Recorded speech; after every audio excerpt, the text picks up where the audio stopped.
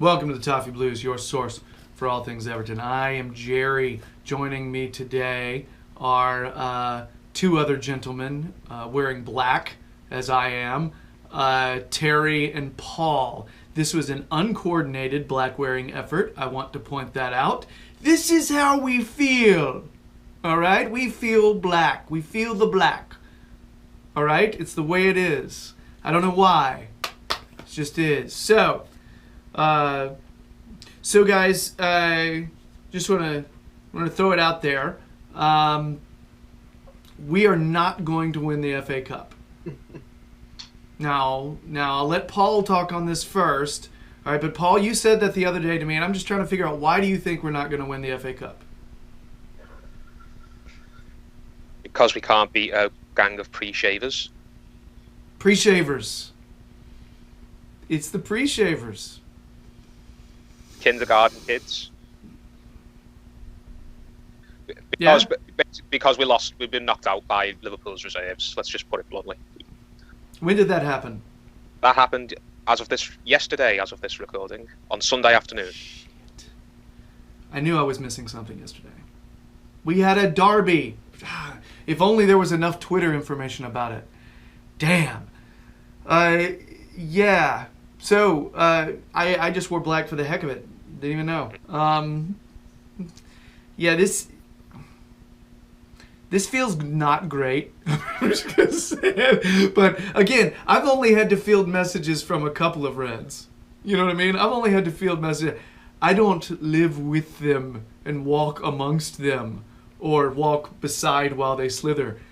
I don't really have to deal with that often. All right? And you gentlemen. Now, Terry, I saw on your Twitters, Terry tends to tweet, where Terry says, I didn't do it to myself this time. I didn't expect to win. And look at the bounty before me. Terry, you're actually not as upset as you would have been, because I got to be honest, I thought we were going to win that one. And I'm laughing at myself. I'm laughing at myself right now. Just saying, I am. I'm laughing at myself. Terry, you jaded, cynical, intelligent man. You didn't do it to yourself, and you feel better, yeah? Yeah, I definitely don't feel as bad as I would have done 10 years ago, because honestly, I haven't expected anything out of a derby for a long time, and I've never been wrong. The only two derbies in like literally like nearly a decade where I've been really cut up about it, where the last minute Mane goal and the Pickford mistake, and that was because the nature of the games, we were right at the end nearly, the result changes the last second, because I just, who'd believe me if I said I wasn't bothered by those ones. But on my life, I go into every derby now just expecting to lose, because we always lose. We occasionally we might sneak a draw, but that'll more likely than not be some freak of circumstance where Liverpool aren't really on it that day or what have you. But yeah, I even when I saw the lineups, I was just like, I actually thought, wow, I wonder how we'll lose this one, because there was so many young players without some of them without even senior debuts in the Liverpool team, and I still thought, I wonder how we're going to manage to lose this one, because I knew we would. It's just as simple as that. Every single time, the club will literally cease to exist before we win another derby. It's just the way it is now.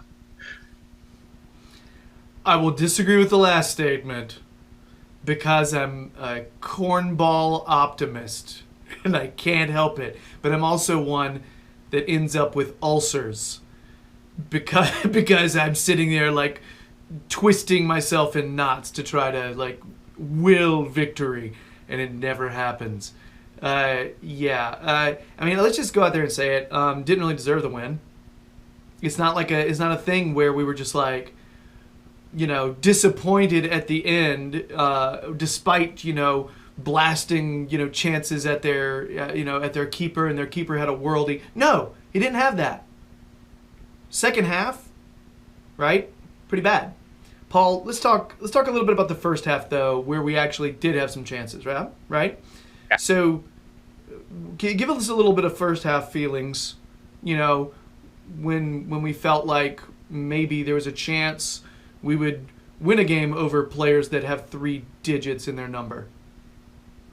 It was for myself. It was just a real feeling of anxiety. The longer the game went on without us scoring, because we had a chance early doors. I think it was in the first 5 minutes. I think that's the one Calvert-Lewin hit right at Adrian, and he saved it with his feet. And you think, oh well, at least we've got that first chance under our belts. You know, we've seen that we can get at them and hurt them. Hopefully that will give us some confidence. And then we had another chance with Holgate not long after, when he had a free header and it was an easy save. And then I can't remember when the third big chance came. Was it Walcott who kind of got in behind and just couldn't control the ball? Well, normally when you get a first chance, you get a chance early doors, especially at Goodison. I always tend to feel like, right, we've got that first chance. The supporters are buoyed, or if that's the word. We've seen that we can hurt these. We know this is not going to be just a drab of a game where we're just going to sit back and not really offer much. But when they got to half time at 0-0 and we still hadn't scored, I felt like, the longer this goes on, the more likely it is that something that has happened so many times, these farcical circumstances that we lose games in against Liverpool, it's going to happen again. It's going to happen again. Something insane is going to happen. Something that you couldn't write on a script and have anyone believe. The longer this game goes on, the more and more likely that horrible ending is to finally bite us on the arse again. And lo and behold, it did. So basically, the first not scoring in the first half was crucial, I think. Yeah. So, I mean, it's kind of difficult to kind of debate anything you said there about the first half. I think Terry would sit there and nod about a lot of that there. So, Terry, let me give you the unfortunate job of giving a little detail in the second half. Serious question here. Not to... I know we were shit. Whatever. Okay, I know that. And I don't want to make any excuses, but I just want to ask seriously, did some players look fatigued for our squad? And if so, I mean, that's a fitness issue, so it's not like that gives them an excuse anyway. But did it look like there was fatigue problems or just flat out lack of motivation, not giving a shit? Or both? No, I wouldn't say anyone looked particularly fatigued. They were just absolutely clueless. Like, they just didn't know. They couldn't string 2 passes together. They couldn't get out their own half at times. They were playing 5-a-side football around their own penalty box and putting themselves under pressure. Just an utterly shameless, gutless, embarrassing performance from professional players. Like, full internationals, a lot of them, and they've lost, and they're getting outplayed and outworked and outfought by an under-18 side. Credit to Liverpool, they've got some good youngsters, but I think if I just sit and think, like, if you're a neutral, you would think Everton are the worst. Like, the mentality of the Everton players is the worst, like, attitude of any Premier League team in the whole division. You'd think, is this for real? Like, they literally can't muster anything against an under-18s team. Like, don't get me wrong, we've played Liverpool in the last few years and, like, had a couple of draws against a team that were absolutely flying and are still flying and are a quality team. But we played their under-18s and looked second best all over the pitch. Sometimes we lose and really bad luck's involved, or mistakes on our part and all. But this time it was just, we actually couldn't match their youth sides. It's like the only positive you can take from it is that this is probably rock bottom now, and the only way is up. I don't think it will ever get worse than this. Will be mentioned now for years to come. Like, do you remember when Everton literally lost to Liverpool's reserves? There was you can come up with as many mitigating circumstances you want. This player was injured. I don't care. Like, our own under-23s finish above theirs in the league regularly, and our first team couldn't live with them. It's the most pathetic display I've actually ever seen from an Everton team, and that is saying something, because I've seen some capitulations and I've seen some, you know, performances that lacked fight and lacked, commitment. But that was something else. And as I say, the one positive that it was rock bottom and they've got to build up. Another positive is it could be a watershed moment, could be a turning point for the club now as a whole, because a lot of those players, even some of the ones who've got futures here, they didn't have the best game or cover themselves any glory, but a lot of players should really count that as their last Everton game, because let's be honest, the rest of the season has not got lots to play for now. I mean, outside chance of getting in Europe, but we'll go into the players in a bit, the individual players, but some of them should. That's it. You've been exposed now. You've survived so many managers, and now there's nowhere to hide, because there's a world-class manager on the touchline. He's only been here a couple of weeks, and now he's seen a lot of them for what they really are. Just here for money, don't care. Walk down the tunnel when the final whistle goes, and they leave 8,000 fans who they've condemned to weeks of stick and torment from the opposition, and you've got frauds all over the pitch who are once again strolling round when they're knocked on the floor, schneidling, and they're not not putting the work in. Sigurdsson actually gesturing to people, don't give me the ball, and he's one of the most senior players. Walcott, when he's through on goal or through on a break, and he hits the pass, and he's the most experienced player on the pitch. The captain of the club shows no fight out there, but he's arguing with people going down the tunnel. Honestly, there's wall-to-wall frauds, charlatans in that team, and I think now there's nowhere to hide for them. I think a lot of them are going to find themselves in the next 12 months on the shipping out list, and some of them probably wouldn't have been on it if they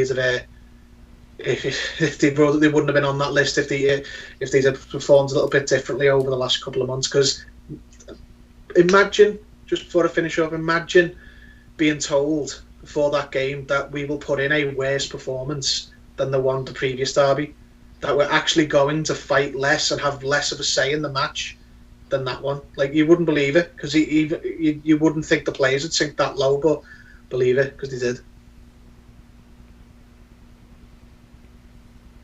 Sorry. We're gonna end the show now and never do another one. Sorry. Never again. I was fortunate enough to book today off. It was well before the draw was even made, so it was a happy accident. But I've been off today, so I've had a lot of time to think about it. Terry's literally taking a shovel and dumping dirt on top of this show and on top of my mood. I felt okay about life, maybe not about Everton, but about life, and now I'm just like, what's the point of it all, man? Sorry, I didn't intend to unload every thought in one long speech, but I just... We've been calling him Debbie Downer. That's what it's... Sorry. Oh, dear God. So, Paul, let's get a little more specific. Terry began to get specific about players. The prevailing sense from everybody that I'm seeing on the Twitters and all that is our midfield was really what let us down more than anything else. It wasn't so much up front. It wasn't so much in the back. It was more in the middle. There was this gaping hole. All right? So, a big part of that is those are our healthy midfielders, yeah? Mm-hmm. Those are the ones that are healthy, and those are the ones that are playing. So that's part of it.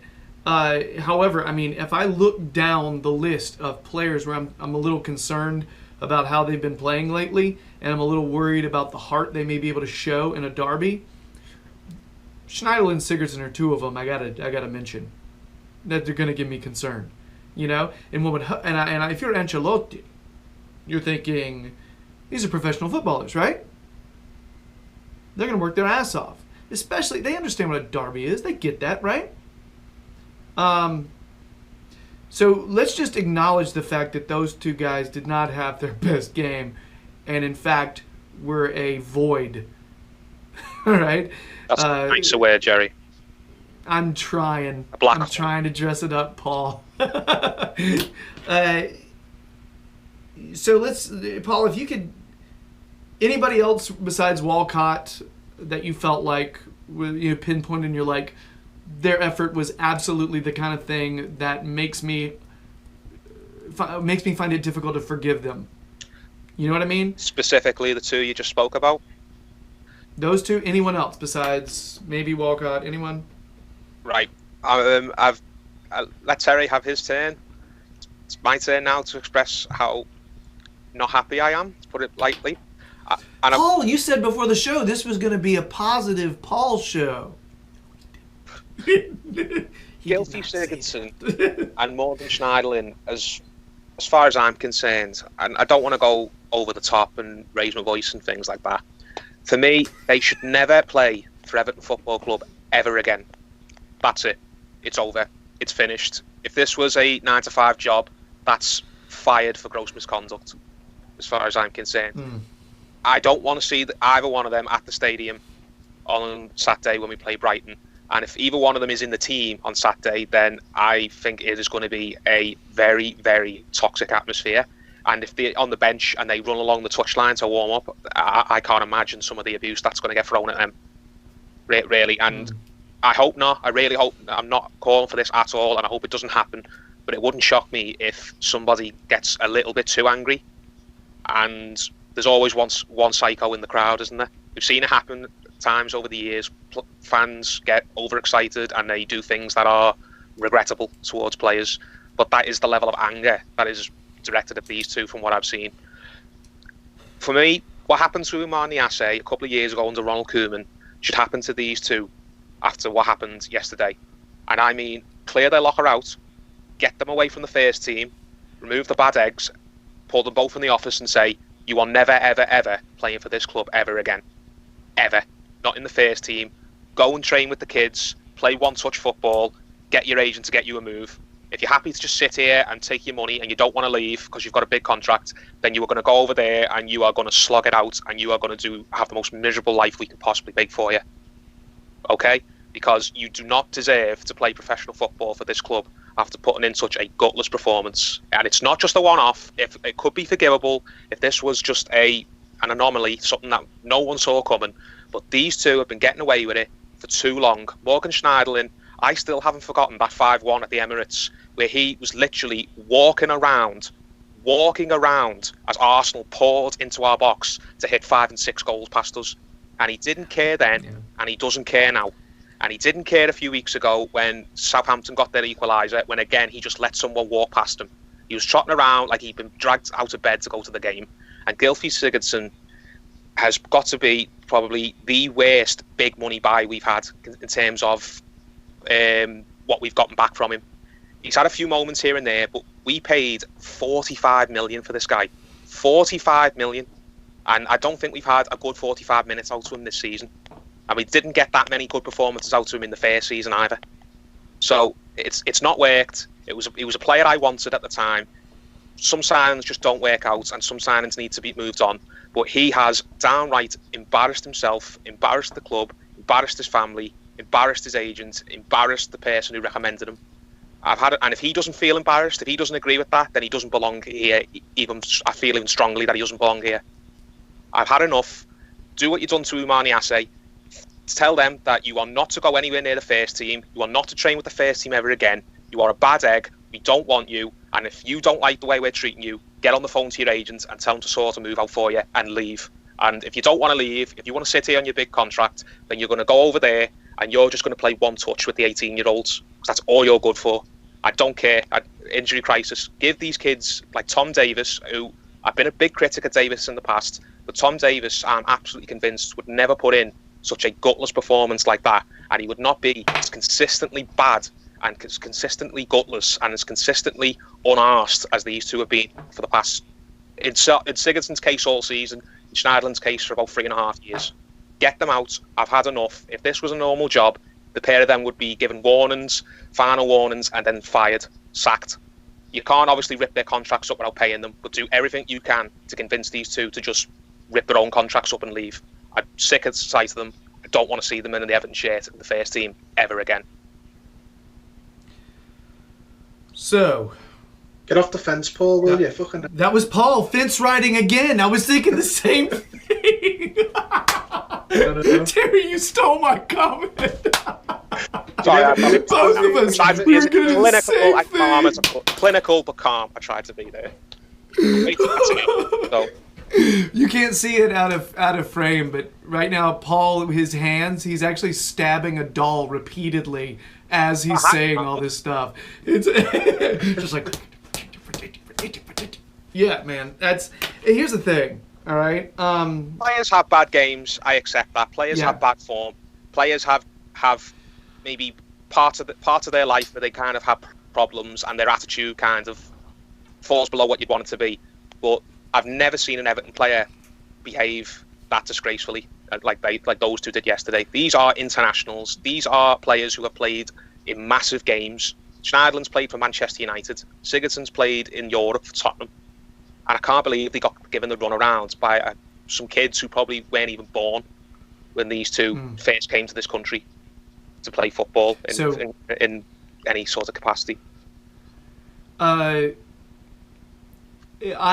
like you, I had sort of written Schneiderlin off based on, if it was last season or the season before, where literally him walking back, and he clearly saw a place, I feel like it was against United, but somebody clearly had the ball, and he was walking, he didn't even try to go cover the shot, and it gave them an easy goal, and I had written him off. And then you see him come in for a Duncan Ferguson team and play well. He's given a simple task.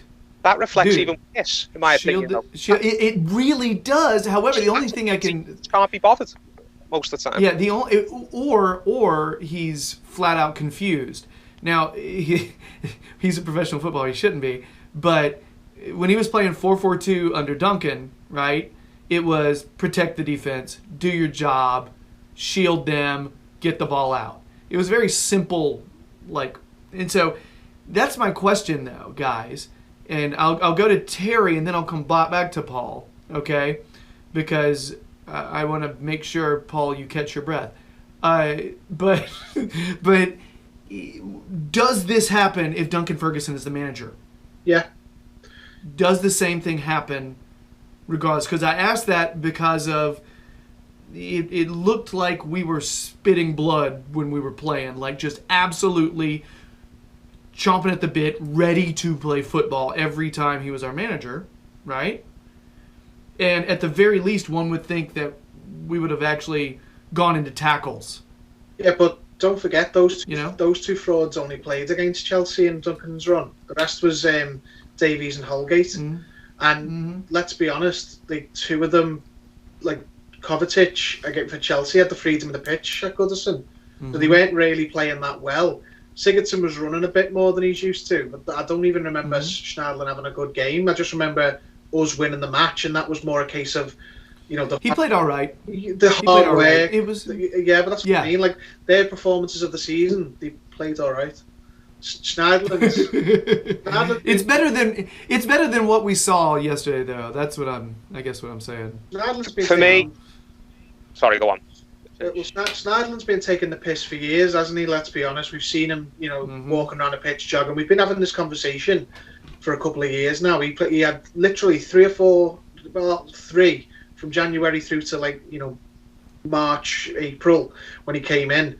He looked all right. He came in, but a lot of that I wonder, was it that he was that good, or he built up a little partnership with Idrissa Gueye? And Sigurdsson's never really been a good player for Everton. His goals masked it, and he never really contributed to the team other than he'd hit some long distance shots in, and I think people were happy with that because the goals are nice on the eye and whatnot. But no, I think Ferguson in charge with that team selection, exact same, because Ferguson's there, he's on the touchline. I don't think, if it's different with Ferguson in charge, that to me suggests that the manager's part of the issue of the performance, which I don't think it is. If you look at Ancelotti, he's turning around to Duncan Ferguson at some point in the second half and with his hands out, like basically saying, what the... And what am I seeing here?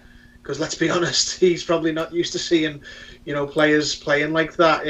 and the two of them had one game under Duncan, played okay at best against the Chelsea team who still had the bulk of the possession in midfield, so they didn't really do anything. What the team did was work hard and get the ball to Richarlison and Calvert-Lewin, who were playing well that day, and bypassed the midfield. And then after that, Holgate and Davies played since then. But that's another thing as well. Like Paul touched on it. Tom Davies came out yesterday looking good, didn't he? On his worst day, he was better than either of those two, because he may have games where, you know, every single, you know, pass game goes awry, and most of his second touches are tackles because he miscontrols the ball. But I wouldn't play either of those two for the rest of the season. And it's not just them. You know, I said before, there was other players who did. You know, Holgate didn't have a good game, but Holgate has been performing in the games leading up to it, and Sidibe didn't have a good game, but you know, there was not for a lack of effort on his part, and he went over to the crowd at the end. One of the only. I was gonna say he's the only one that went over to the crowd afterward. Yeah, and you know Dean and Richarlison both absolutely shocking. They've had, you know, on and off performances all season, but they are not the problem. The problem is some of the more senior players, some of the longer standing players, and I honestly, for the rest of the season, I would sooner see Davies, and if needs be, I'd sooner see Holgate. And I know that means Michael Keane playing, but I would play Holgate ahead of either of those two at centre back, because on the strength of what we've seen this season, he's a better midfielder than either of them on the strength of this season. And that's if we don't bring in a centre back soon. Yeah, I mean, I honestly, how could you make any argument to play Schneiderlin ahead of any other player? And I know it's just like we're beating up on Schneiderlin, but he deserves it. Deserves every word of it. I don't want to see Coleman for the rest of the season. I don't want to see Schneiderlin. I don't want to see Sigurdsson.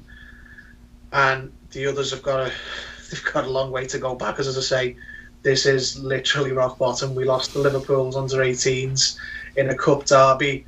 I don't see how it could literally get any worse than that. Sometimes you have to make decisions that prove a point, even if it means some short-term pain.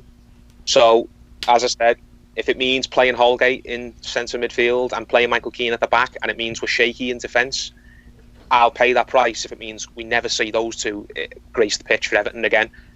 The top managers do it.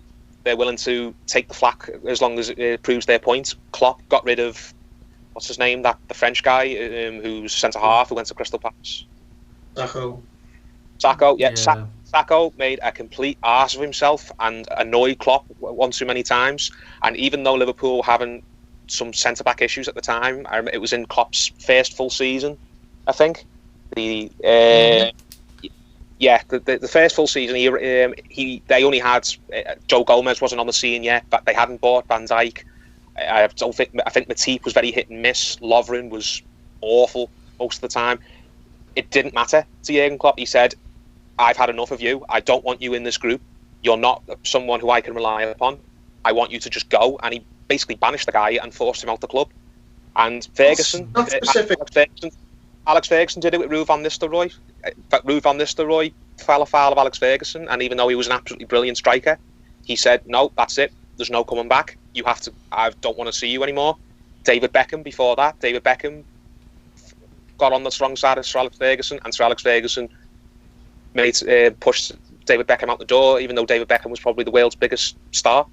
Sometimes as a manager, you have to take the criticism and the short-term flack if it means, or you're absolutely convinced it will mean, long-term progress. And we have to do that here. We have to let everyone at the club know, from the bottom down up, if you carry on like that, you have got absolutely no place here. We've got no time for you. And as soon as we can get rid of you, we will. Yeah, it's, Pep Guardiola did it to Joe Hart as well. Not so much for attitude. You're not good enough, so you're gone. And I think from what we're seeing today, I know it's some questionable sources, that you're starting to see stories now popping up of, Ancelotti wants to move Sigurdsson on and stuff. I think you're going to see a lot more of that. Players who were on the go in the summer list are probably on the go in January list now. And as I said, if they won't go in January, then I don't do everything you can to make their life miserable at the training ground. Tell them you're not training with the group. You can't use the facilities that the first team use. You go over there and you stand in goal and let the kids have shots at you. And what are they going to say? If they say no, they're in breach of their contract, aren't they? Yeah, when I watched, it really put me in a mind of, like, I've watched a lot of youth soccer lately. Youth soccer. Hey, you can tell I'm from America. I've watched a lot of youth football lately, and there are kids out there who just don't really seem like they want to be out there. You know what I mean? These are, I mean, if I look at Schneiderlin in particular, certain moments to me look like a professional footballer who doesn't really want to play football. You know what I mean? Look at the scoring moment that everyone is highlighting on Twitter. Like, everybody.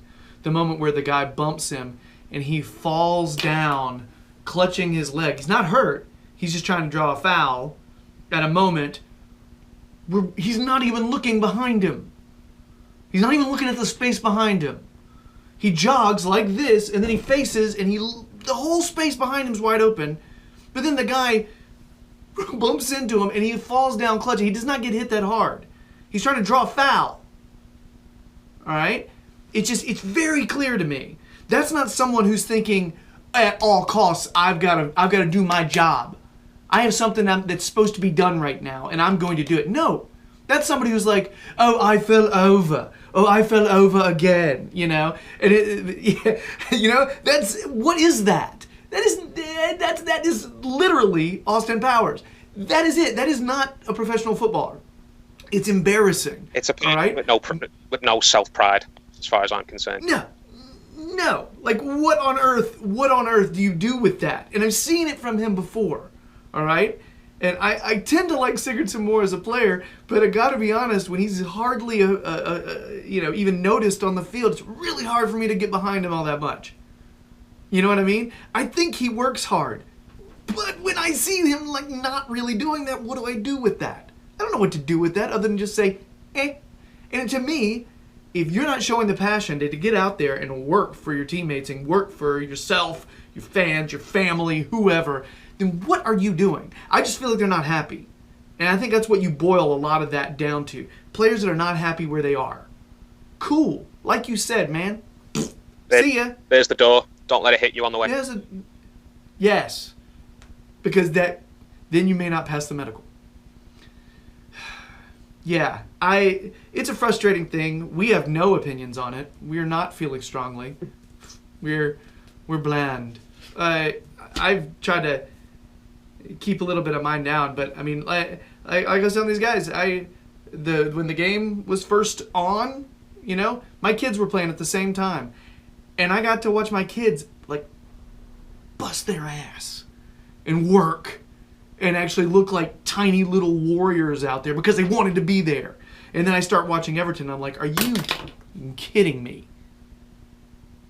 You know, it baffles, and I don't know if it's a belief thing. I mean, there is some juju that goes on with our players when they go on Anfield. There is. It is. You know what I mean? And I don't completely understand it. But again, first half was not that bad, yeah? But then again, it's kind of like, you know that part during that, you know, when I got mugged, the guy with the gun was actually, you know, not that bad during the first part of it. You know, it's still a negative experience. It still sucks. You know, whatever. I'm really I want to put this one behind me, and I'll just go ahead and say, you know, they earned it. They won. What do you do? You know, it's really, my tiny little 7-year-old kid is so jaded by watching that game. Do you have any idea how jaded the kid is by watching that? He was pissed. I long for the days when, you know, some of the derbies we'd lose. I could, you know, cry about the referee or you know, they didn't deserve it and stuff like that. But now they're winning with fucking under 18s and deserving to win. It's like, Jesus, I didn't actually think it could get. What do you do with I that? thought losing all the time was as bad as it could get. No, it could get worse. I'm sure next season we'll lose to their women's team or something, and you know, we'll probably I don't know. Yeah, it's a speechless moment. I think after the rants subside, you have to just sit and bathe in it.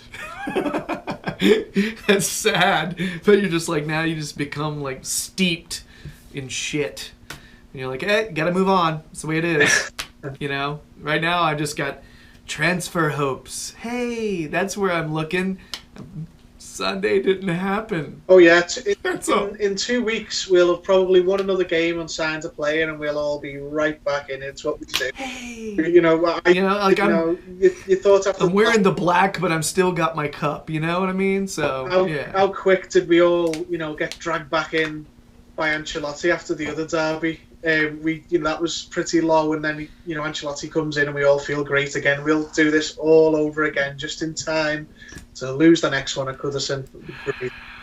I don't know about Brighton this Saturday though. I think that's going to be a very, very bubbling. I just hope they're not as good. I hope they're not as good as Liverpool's under 18s, because if they are, we're in trouble. Even if they're not, I hope not. But I can really see something unsavoury hearing on. I really can. The level of anger. Oh, jeez. If those two play, if certain players play, then I can really. It's not going to be pretty. I really think it's going to get nasty. And if it does, they brought it on themselves, because people are so angry at those two. I can't imagine what will happen if either one of them runs along the touchline to warm up. I really can't. They'll get booed and whistled at. They won't. Nothing else will happen, though. I hope so. I hope that's it. But there's always one. I think that's probably a step too far. I don't think that they'll just get a hell of abuse. I'm going to step too far for Alex Nyarko. And on that note,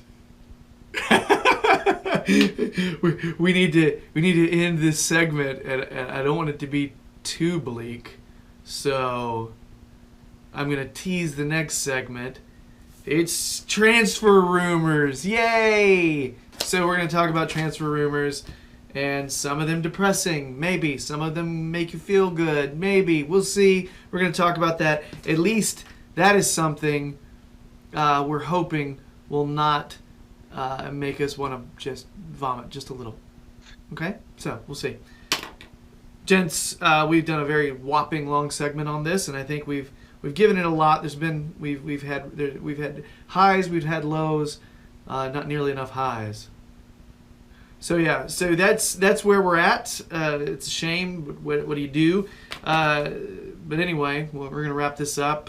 Thanks very much for checking it out. If you're digging the videos, please subscribe to the Toffee Blues YouTube channel. We really appreciate it. If you need more Terry, and that's what the world needs now, is more Terrence. Check out Liverpool Echo fan Gerry. They let him say Everton things in there. So look at his Twitter. He'll tell you when and where he'll be there. Paul does the occasional bit of analysis for the Toffee Blues website. Anywhere else you're appearing?